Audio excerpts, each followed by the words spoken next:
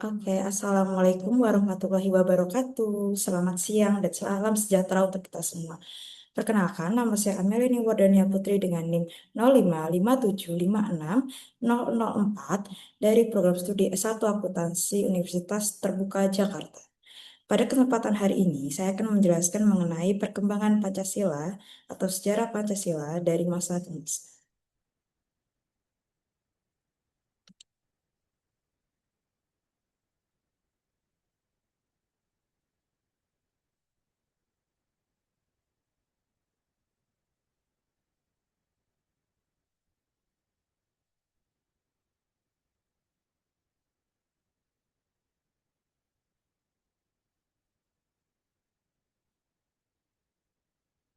Berikut adalah perkembangan Pancasila dalam sejarah Indonesia.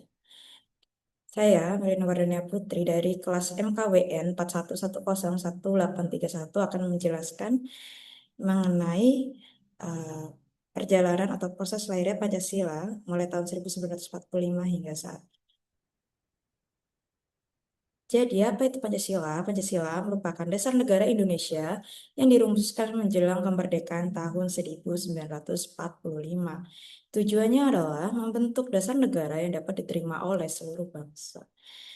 Tetapi, Pancasila ini sendiri tidak lahir secara tiba-tiba. Pancasila lahir melalui proses yang panjang menjelang kemerdekaan Indonesia. Proses ini terdiri dari tiga tahapan utama, yaitu Sidang BPUPKI, dilanjutkan dengan Piagam Jakarta, dan juga yang terakhir disahkan oleh PPKI atau finalisasi dan pengesahan resmi Pancasila itu sendiri.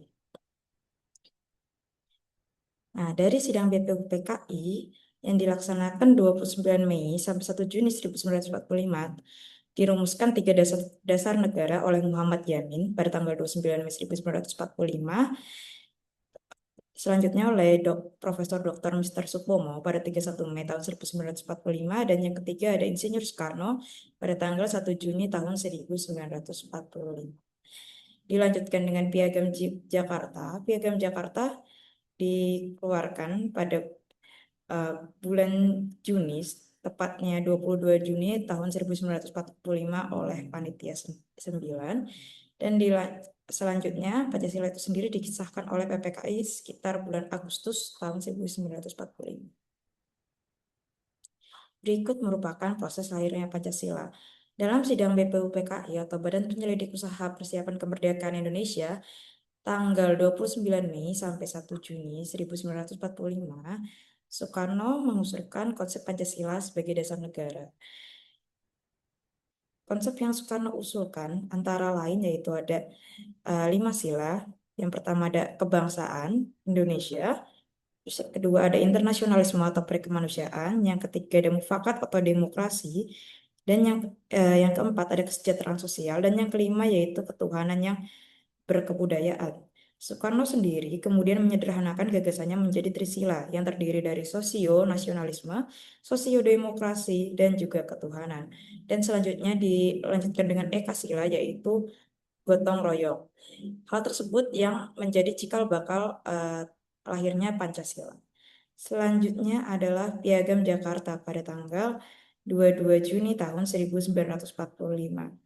Piagam ini memuat 5 dasar negara, yang salah satu silanya yaitu berbeda dengan sila yang berlaku saat ini, yaitu adanya kewajiban menjalankan syariat bagi pemeluk-pemeluknya, dan diganti dengan sila yang berisikan dengan ketuhanan yang Maha Esa. Selanjutnya, untuk sila kedua, yaitu kemanusiaan yang adil dan beradab.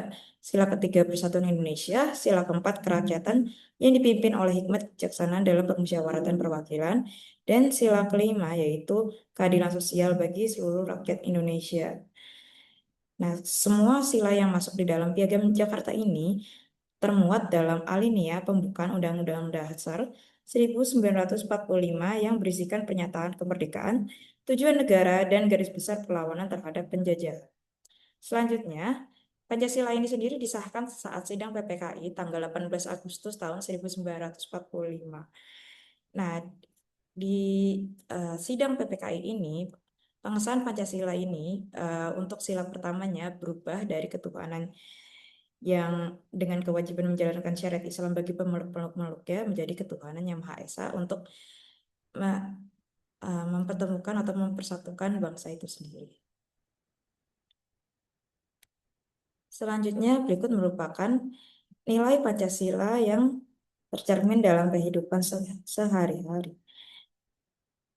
Dari peristiwa tersebut, kita dapat melihat nilai kemanusiaan melalui sikap saling menghargai perbedaan antar sesama manusia tanpa memandang latar belakang suku, agama, maupun budaya. Yang ketiga yaitu adalah persatuan yang mengutamakan kepentingan bangsa di atas kepentingan pribadi maupun golongan demi keutuhan negara kesatuan Republik Indonesia. Dan yang terakhir yaitu adalah nilai kerakyatan dan kemusyawarahan, yang berarti setiap keputusan diambil melalui kompromi dan musyawarah untuk mencapai mufakat bersama.